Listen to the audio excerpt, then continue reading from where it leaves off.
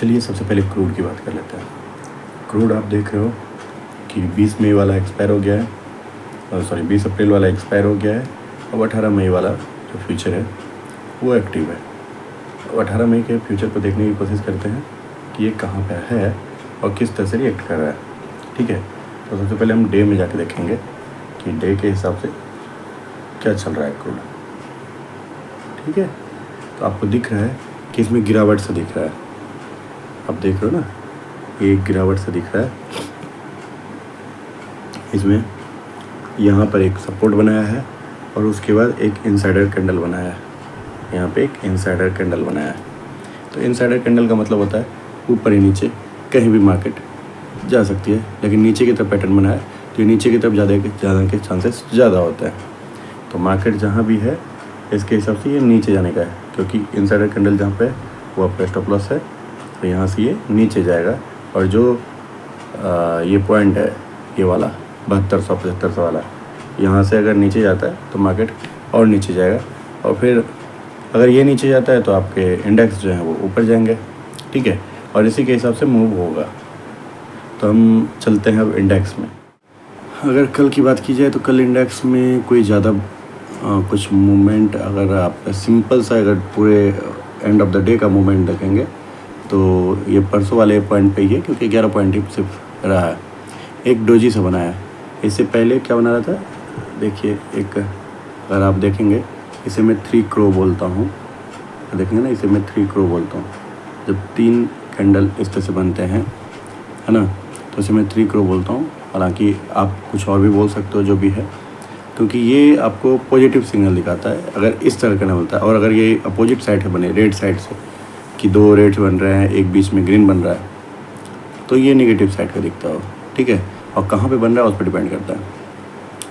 तो ये दोनों है, EMA से ऊपर है और एक डोजी बना है। डोजी बनने का कारण क्या है कि देखो 24,580 जो है अभी कहाँ है, 24,364 के आसपास। 24,580 जो है एक ऑलरेडी एक रेजिस्टेंस के तौर पे काम कर रहा है। तो यहाँ से अगर ये ऊपर जाता है तो फिर आपको ऊपर जाता हुआ दिखेगा। और अभी जिस तरह का पैटर्न बना है उसमें हो सकता है कि आपको यहीं पर अटकता हुआ दिखे मार्केट में। ठीक है, यहीं पर अटकता हुआ दिखे आपको 24,500 से 364 के आसपास में। नहीं, अगर यहाँ पे नहीं अटकता और एक सीधा कैंडल नीचे की तरफ आता है तो ये आपको 24,115, तो 24,115 जो है इसका एक सपोर्ट बन गया है। तो 24,115 को सपोर्ट मान कर काम करेंगे। और अगर उससे नीचे ही खुलता है, डायरेक्ट 24,115 से नीचे जाता है या 24,115 को तोड़ता है नीचे, तो फिर आप नीचे के लिए आराम से खेल सकते हैं। ठीक है, तो 24,000 अब देखिए यहाँ पे आपको साफ क्लियर इंडिकेशन दिखाई दे रहा है कि ये जो 15 मिनट में ये गिरता हुआ दिखा था लास्ट टाइम में, और इसने EMA को, सुपर ट्रेंड को, दोनों को लास्ट में तोड़ा है। हालांकि ये लास्ट कैंडल है,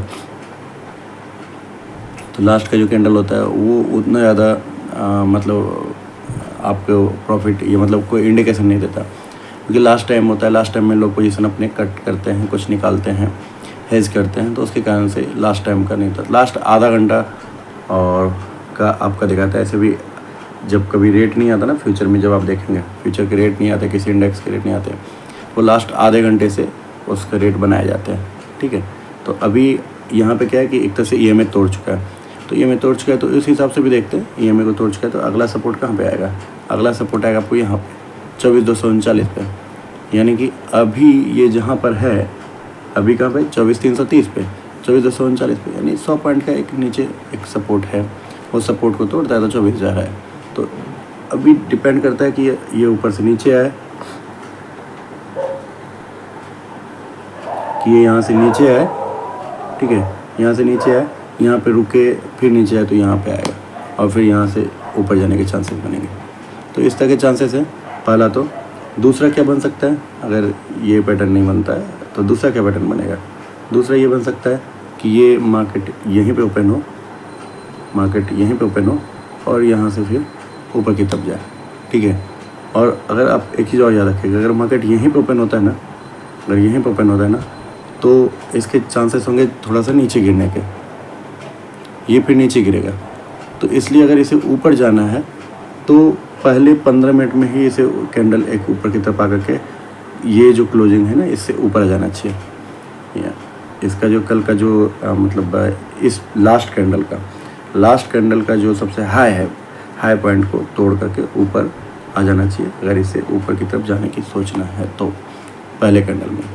अगर उसको तोड़ते हुए आता है या फिर धीरे धीरे तोड़ता हुआ आता है, यहीं पे आकर के अटक सा जाता है, क्योंकि 24,420 का एक अच्छा बन गया, तो यहाँ पे आपको एक रिवर्सल भी दिख सकता है, और रिवर्सल कैंडल दिखे तो आराम से नीचे के लिए बना लो, ये इंटरडे में बहुत अच्छा काम करेगा।